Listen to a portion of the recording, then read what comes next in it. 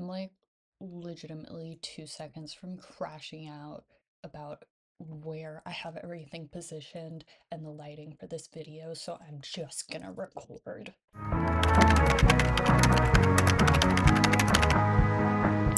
Hi, Alexi here. Welcome to my channel, where I scream into the void about fandom and sometimes the void screams back. I'm trying out a new intro here, as well as a new format. I think I'm gonna call it Alexi Touches Grass, because instead of doing a whole bunch of research and like reading a bunch of academic papers on a subject, I'm just gonna go off of a hope, a script, and a prayer. Also, I got a new web camera, so that's kind of cool.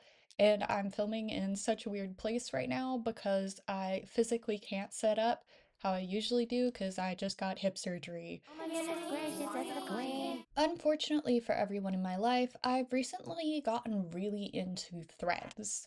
Fortunately for me, however, Threads is a great place to find a lot of book and media related drama, particularly about heated rivalry. Like, heated rivalry threads are crazy work sometimes, but I think I want to make a whole other video about that, to be so honest. But yeah, I'm into threads now, and the other day I was going for my morning scroll. By the other day, I mean like several weeks ago, by the way, and I found this post. The post is by Alice Brooks Writes, and it is, God, I'm gonna need my glasses. My script is so far away. Okay, I've somehow had multiple people asking me if When Death Gives You Lemons is somehow Marauders inspired. Let me just clarify that real quick. One, just because one character has longer dark hair and the other has brown curls doesn't mean they're inspired by HP characters. Two, J.K. Rowling is a bigot and a transphobe. Three, none of my work is HP related in any way. Do not associate my work with the work of a bigot. Thank you. And then it's the trans pride flag emoji and the gay pride flag emoji. So the book cover shows two people. One is slightly taller with light skin and wavy blonde hair. He is leaning over another person who has sort of medium brown skin and shaggier black hair. Some explanations for abbreviations here. HP stands for Harry Potter, and Marauders is like the era that Harry's parents were at Hogwarts, but it mostly revolves around Remus Lupin and Sirius Black, who are like side characters in the original. UnCarly has a video about that, and then also a video about like a very popular fic, All the Young Dudes. So if you want more details on this like sub fandom, which is really interesting, just go watch UnCarly's videos. They're pretty good. But anyways, I was on my morning scroll and I saw this and I was like, oh, I know whose fault this is. It's the love hypothesis again. So, in addition to being really into threads, I'm also interested in traditionally published books that were originally fan fiction. The process of publishing your fan fiction as a original book is called filing off the serial numbers. It's removing the names of characters and whatever and pretending that like they're your own. And I'm particularly interested in authors that used the formerly fic identity of their book as a marketing tactic. And the marketing piece of this can be traced back to Reylo books, books that used to be fan fiction that shipped Kylo Ren and Rey from the Star Wars sequel trilogy. And the first of those, that we know of at least, is the love hypothesis. If I recall correctly, I believe that Ali Hazelwood was actually approached by her literary agent about rewriting the fic that became the love hypothesis before she actually began that process of rewriting, which is a practice that's actually become more and more common. And from a publishing industry standpoint, the strategy of reaching out to popular fanfiction authors with a book deal if they rewrite their fic into like a real book or whatever makes a lot of sense. These authors have years of stories under their belts already. They also come with a built-in audience, fic readers, as long as, you, the publisher, signaled that this new author's debut was originally the fic that their original audience knew and loved. Which brings us back to book covers. See, one of the many ways Ali Hazelwood and the Love Hypothesis marketing team signaled that the book used to be a specific Reylo fanfiction was through the characters on the cover. If you're in the know, they bear striking resemblance to Adam Driver and Daisy Ridley, who played Kylo Ren and Rey, respectively, in the Star Wars sequel trilogy films. And as more and more formerly Reylo fic books got published, many employed a similar technique of cover art that referenced Daisy Ridley and Adam Driver's likenesses. Eli Evil Eye literally read every Reylo book, I'm pretty sure, and sort of recapped the plot of them in a very good video. They're a lot stronger than me, so you should watch that video as well if you're interested. After the Reylo book boom, publishing houses were looking for another fandom to extend opportunities to. Something that they noticed was that many Reylo books contained an enemies to lovers element, which is part of what made them so popular. In the Love Hypothesis, Rey replacement Olive doesn't particularly like Kylo Ren replacement Adam, but then for really convoluted reasons, they have to fake date and she starts to warm up to him and then they real date, whatever. In the Hurricane Wars by Thea Gonzon, Rey replacement Taliesin must marry Kylo Ren replacement Alaric to secure a peace treaty between their warring nations, which this is really an oversimplification of a book that also had a lot of discourse around it, but it's fine for our purposes right now, okay? And even though fan fiction tends to focus on LGBTQ plus relationships, that doesn't sell as well as straight romance, at least in a pre-gay hockey book popularity world. So to review, agents and publishers wanted a fandom that was popular, contained a lot of enemies to lovers works, and was straight. And what they landed on was Hermione. Hermione is the ship name of Draco Malfoy and Hermione Granger from that one Transphobic Losers book series. In the books, Hermione is one of the main characters, Harry Potter's best friends, along with their third, Ron Weasley. Although, relationship-wise, Hermione and Ron are the ones that date, so I think that makes Harry their third, technically, right? Draco ends up joining the Death Eaters, who are like the bad guys, but even before that, he harbors a lot of prejudice towards wizards whose parents weren't wizards, like Hermione, and calls her specifically slurs a lot. Unfortunately, the publishing industry decided that 2025 was the year of Dramione. 3 books were published that were originally Dramione fanfiction. Rose in Chains by Julie Soto, Alchemized by Senlin Yu, and The Irresistible Urge to Fall for Your Enemy by Bridget Knightley. Actually, the Hermione situation with Knightley's book is a bit more complicated, but we'll get back to that, okay? We'll get back to that. Anyways, these authors and their marketing teams were just truly shameless about the fact that their books used to be Hermione fanfiction. Like, they would not shut up about it on Maine. Soto actually got kicked off of some panel because her work was still so closely tied to Harry Potter intellectual property. Senlin Yu decided to use their username on Tumblr and fanfiction hosting sites as their pen name, and now they want to be considered a serious author who's like publishing original works. And I'm like, okay. I have a whole video on Alchemized, by the way, which is why I harbor specific feelings towards Senlin Yu, I would say. It's 4 hours long, but if you're kind of familiar with the plot, you honestly can just skip to the chapters that are about gender and race. They're marked somewhere. If you haven't read it or don't know any summary and you want like a really detailed breakdown, it's there, and I talk about changes from the fic as well because I hate myself and I read both. I am reading Rose in Chains now, which I also don't like. So I think I'm an equal opportunity Hermione book hater. But I want to go back to the Irresistible Urge now. See, Knightley claims that her book is more of a retelling of one of her most popular fics or something and hasn't taken the fanfiction down, which is usually a requirement when fanfiction authors are becoming traditionally published, but I guess Knightley is special. As such, the marketing around it has been that the book is Hermione coded. Its publisher tweeted a whole graphic about Hermione coded books and what Hermione was as part of the marketing campaign. I think that got taken down because there was a lot of backlash though. And right there on the cover is a blonde white guy that looks quite a bit like Tom Felton and a woman with medium brown skin and brown hair slicked back into a bun. Actually, let's go back to Rose in Chains, my enemy, for a minute.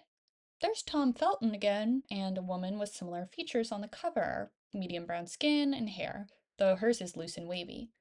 What's up with that? To answer that, we're gonna have to do a brief dive into fandom history and culture. In fanish spaces, fans will sometimes change certain aspects of a character's physical appearance or body to create more representation. One example of this might be writing fanfiction where a canonically cisgender character is trans.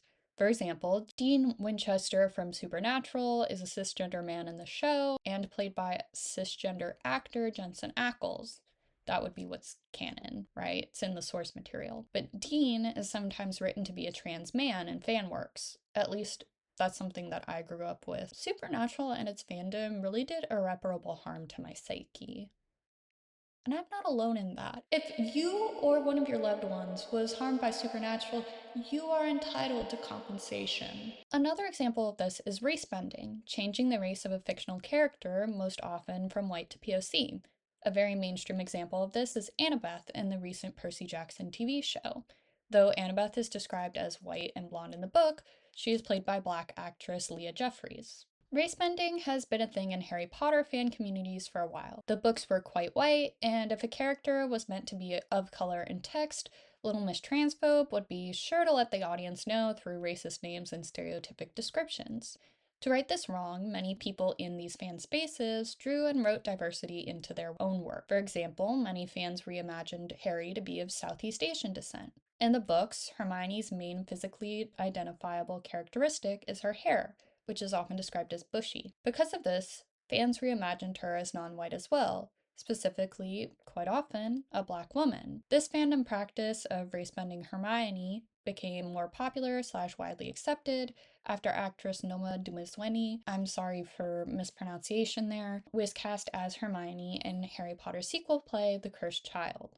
That said, there are still plenty of racists in Harry Potter fan spaces that get really mad when any character is depicted as anything other than white AF. But to bring it back to book covers, if you're in Harry Potter fan spaces and you're a Hermione shipper and you're excited about these books that are coming out that used to be Hermione fan fiction that you might have even read, you can still recognize the woman on the cover of The Irresistible Urge and Rose in Chains as Hermione Granger, even if she no longer looks like Emma Watson, because you're familiar with the fandom practice of respending her to be non white. However, I will point out that the Hermione on the covers of these Hermione books comes across, to me at least, as more racially ambiguous. Like, I think it's pretty clear these women aren't meant to be white, but beyond that, things aren't too specific, which on the one hand, not everybody's race and or ethnicity are immediately identifiable upon looking at them, and I don't want people to see this video and be like, oh, Alexi thinks that there should be like really clear identity markers on every book cover. Like that's not the case at all. But on the other hand, this racial ambiguity does seem to be a pattern in this genre of wink wink nod nod I used to be fanfiction book covers. Also, like, real quick, yes, I know that both of these books and also Alchemized are all set in fantasy universes that are reskinned Harry Potter. Yes, I know that the races of our world don't exist in these fantasy universes. However, these books are written by people that exist in our world, are marketed by people that exist in our world, and are consumed by people that exist in our world. So the perceived race of the person on the cover and the person in the story is still important. We can also look at the cover of the ever problematic Colby Wilkins's new book. It isn't out yet, I'm pretty sure.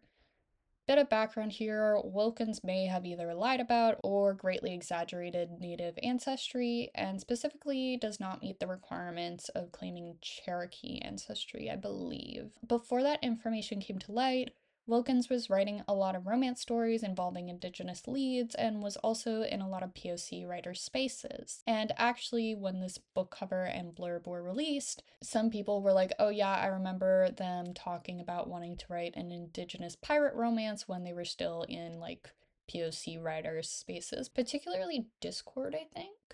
Beyond all that, people online were really quick to point out that the two men on the cover look quite a bit like Riz Darby and Taika Waititi, who play Steve Bonnet and Blackbeard respectively in the pirate rom-com show Our Flag Means Death. Could you say season 2 counts as a rom-com? The cover has a man with medium brown skin and long wavy black hair leaning over a lighter skinned man with shorter wavy blonde hair on a beach. And even if this book wasn't originally R Flag fanfiction, this cover is a marketing tactic to appeal to fans of the show who are probably a pretty big target audience. And once again, we have a racially and ethnically ambiguous, presumably POC character paired with a white blonde person. Although what's interesting about this case specifically is Taika Waititi is a real person whose character on the show looks like this and is Maori. I'm curious if Wilkins is going to make her Waititi character indigenous. Also, that I was doing more research and apparently his name is Silas Knight, which is a wild last name to choose.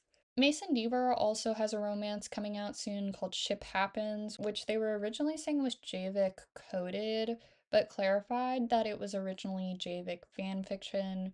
Javik is the ship name of Jace Tallis and Victor from the show Arcane. I'm gonna go on a bit of a rant here, sorry. I just feel I need to do this, okay? I was a Javik shipper from the first episode that they were introduced in season 1, okay? And as a disabled person of Eastern European descent who has had many a hopeless crush on some guy, I was locked in on Victor as a character, okay? And then post season 2, just because of things that happened, the ship got really popular. And at first, I know I was like, oh, great, more people are writing for my comfort ship. But then it got really clear really quickly that some of y'all do not know how to write or draw disability, especially when it comes to smut. I refuse to call it spice on this channel. Also, like, this was already something that was definitely happening in the Arcane fandom, but because it got bigger, people started becoming even more racist towards Mel, who is a black woman character and was Jace's love interest in season 1. And people are already not great to women in fan fiction if they see those women as coming between their two male characters and ships, and they're really not great to black characters, so they're really awful to black female characters, and people were like drawing and writing racist fan works and were buying her merch just to burn it. And yeah, it just was bad. Slash is bad, I would say. Yeah, probably is still bad. I'm like not super involved in that fandom anymore, so I don't know. To get back on topic, thanks for listening to my TED Talk. While Arcane is once again set in a fantasy world, fans tend to perceive Jace Tallis as Latino. This is partially due to his physical appearance and partially due to the fact that his voice actor, Kevin Alejandro, is of Mexican and Puerto Rican descent. I guess that technically isn't like canon, but it is widely accepted. Also, there's a lot of really cool fan art of people of different Latino identities drawing Jace as being like from those countries and identities. And seeing themselves in Jace, and that was really cool to see, I would say. Ship Happens is a queer romance, specifically T for T. Both characters are trans men, and I really like Mason Deaver's other works, and I am very excited to read a trans romance by a trans author. And they have said that their Victor character, who's been renamed as Owen, will have psoriatic arthritis, which I know something I was really worried about was that they would just write disability out, because a lot of y'all are doing that. I still don't know how I feel about using the fact that your book used to be fan fiction as a marketing tactic, and beyond that as well, the book follows this pattern we've been talking about. Like, we've got the Victor character over here who has like blonde, like tips. Do the kids still call that dip dye? And then we also have the Jace character who, like Mason Deaver, I think has a reputation of being pretty good about writing POC love interests and being pretty respectful about it, especially as a white person. So I'm sure that this Jace character's identity won't be like left up to reader interpretation, but he does still follow this pattern we're talking about of somebody who is racially and ethnically ambiguous paired with a white sort of blonde man. So now we can get back to Alice Brooks's post. And we can see that the art involves a white blonde man and a man with medium dark skin and wavy black hair. And when we consider the rise of filing off the serial numbers and the fact that book covers are often a piece of marketing that goes into that, and the examples I talked about, it does make sense that people thought Brooks's book was originally fan fiction. And that's not Brooks's fault in any way. It's a side effect of publicly publishing your fan fiction becoming normal. As for the racial aspect I've been mentioning, I think part of it is that authors and marketing teams want their work to appear diverse. And I'm once again not trying to be like, every POC character on a book cover should have some sort of super clear identity marker, because that's weird and really essentializing, and that's not what I want anybody to take away from this video. What I do want to point out is that it's interesting that racial ambiguity is the norm. And bringing this back to Hermione book covers, because that's unfortunately where my mind ends up a lot these days, it's interesting that new Hermione isn't drawn as someone that is immediately recognizable as a black woman. Although that does sort of make sense for Rose in Chains, because I think in that one she's sold into slavery to Draco. I'm not on that part of the book yet, though. If I had 2 nickels for every Hermione book involving former Hermione being enslaved by Draco published last year, I would have 2 nickels. Which isn't a lot, but it's weird that it's happened in 2 of the 3 published Hermione books from 2025. For the Irresistible Urge, the reason that she's not drawn as undeniably black on the cover is likely due to A, that not being seen as marketable, because at least in America, which is where I'm based and where I grew up, our country is built on anti-black racism, and a book with a black woman on the cover probably would not sell as well as the current version. And B, Knightley would have to contend with people pointing out stereotypes she might have fallen into when writing this now explicitly black character, because we all have implicit biases. And it's also not lost on me that the majority of the authors I mentioned are white. And I think that's another reason that bringing up this racial ambiguity on the covers of these books is important.